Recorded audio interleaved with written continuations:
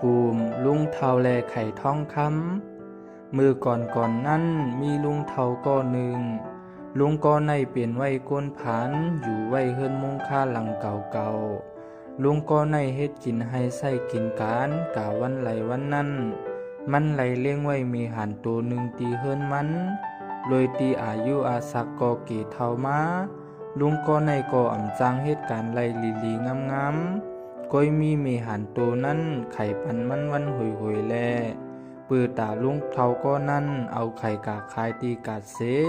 ปือตาเรียกมาจอมรวยเงินวันแปะเฮ็ดให้ลุงเท่าก็นั่นบางวันก็เลยกินบางวันก็อ่ำได้กินแม่หันตีหันลุงเท่านั่นตุกค่าเฮ็ดนั้นลุงเท่าก็นั่นตั้งหลูหาเล่งตัวเก่าเสหาเล่งเมหันซ้ำขายไข่ไรวันหวยก้อยจึงอ่ำป้อเล่งสายใจเขาแลเมหันตัวนั้นเมหันจังมีใจหลูตีลุงเท่าก็นั่นเสจังไข่ออกไข่ค้ำปันลุงเท่าก็นั่นปือตาเป็นการตอบแต้นตีลุงเท่าเล่งมันมาว่าไหนถึงโตลุงเท่าก็นั่นเตอยากกินเจอตันไหลมันก็อ่ำปล่อยให้เมหันมันไหลอึบเหมือนโตเก่ามีอยู่วันหนึ่งมือพองลุงเท่านั้นตึกตีเอาข้าวกะอ่อยปันเมหันกินก็เลยตุกใจลองตีอันไรหันอยู่นั่นไตต้องเมหันไรหันเป็นไข่สีค้ำลุงเท่าก็ตุกใส่เสป้อไรเอาก๊อกเขามันตกดินกว่ามือมันกลมกว่าด้วยไข่หวยนั่นเป็นไข่สีค้ำเต้ลุงเท่าก็ยิบคืนมาสิว่าในเมื่อไข่บันเกาไข่ค้ำห้าในมีหันตีหันลุงเท่าดีอกดีใจมีหันก็จอมกำนั่นลุงเท่าก็เน็ตเอาไข่ค้ำนั่นกะขายตีกาดมือขายและเย่าก็ปอกมาจอมเลยตั้งกินอันดีอันหวาน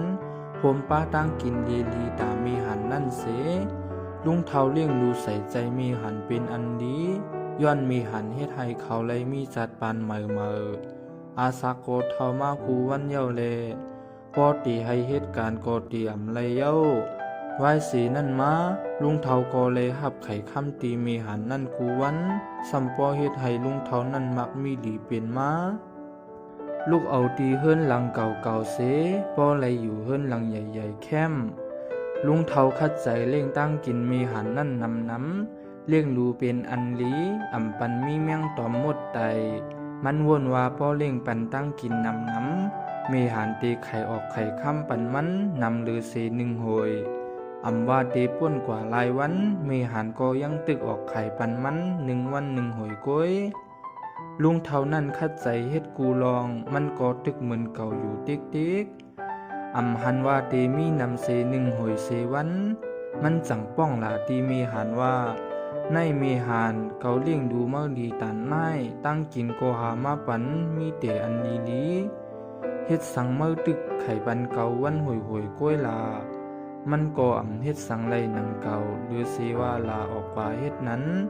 ข้าวยำก็ป่นกว่าแทง1 เดือนมีหานก็ยังตึกออกไข่วันหวยการนั่นก้อยลุงเท่านั่นอ่ำเกนับใจตีมีหานอ่ำย่อมออกไข่ปันมันซุ่มเงินกว่าตั้งน้ำตีซื้อตั้งกินปันเมหันกิน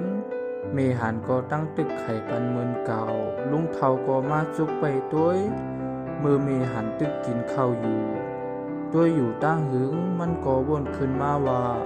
เมหันออกไข่ค้ำปันมันกูวันป่องว่าในต้องเมหันโตในเดินมีไข่ค้ำอยู่ไว้ในมันตั้งน้ำลุงเท่านั่นก็อ่ำไข่ไปเก็บไข่วันหวยกาแทงเย้าจังตัดสินใจยอบเมหันตามาผ่าด้วยในต้องเมหันเสเอาไข่ตีอันมีในมันนั่นตั้งหมดมันลัดตีเมหันว่าเผยใจเมื่อปันเก่าอ่ำไล่ลองตีอันเก่าไข่ไล่ลาว่นสีว่าลองในเป็นการตอบแทนอันเก่าไล่เลี้ยงดูเมื่อมานะลัดสุดเย้าก็มันก็คาเหี่ยมตายเมหันนั่นเส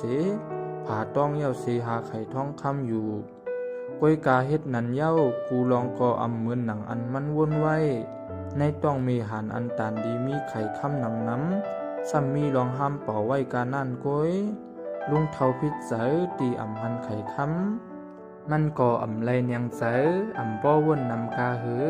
ย้อนมือเหลียวมันตึกมีเงินค้ำไว้อยู่ตั้งน้ำ ถึงเตอำมีหานไข่ปันไข่ค่ำกอ